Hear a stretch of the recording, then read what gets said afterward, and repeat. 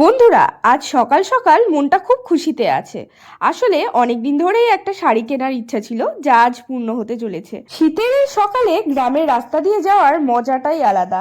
রাস্তার দুধার হলুদ কার্পেটে মোড়া এমন সুন্দর সর্ষে ফুলের মাঠ দেখে ছবি না তুললে হয়। ওমরপুরে আমাদের গাড়িটা সার্ভিসিং এ দিয়ে একটা টোটো নিয়ে সোজা পৌঁছে গেলাম খাদি শাড়ি কুটিরে। পার্পেল রঙের এই ভাগলপুরি সিল্কটা নিলাম ১৬৫০ টাকা দিয়ে। তার উপরে যদিও 20% ডিসকাউন্ট আমরা পেয়েছি।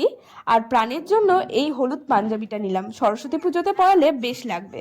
পাশেই খেলনা গাড়ির দোকানে যেতেই প্রাণ ভেবেছে সব কটা গাড়িই আজ বাড়ি নিয়ে আসবে।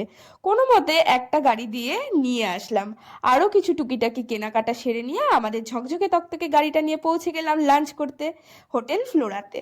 বিরিয়ানি আমার সবসময়ই খুব পছন্দের, তাই খিদের সময়ে বেশি ভাবনা চিন্তা না করে ওটাই আজ অর্ডার করেছিলাম। বেশ ভালোই ছিল, তবে ঝালটা একটু কম।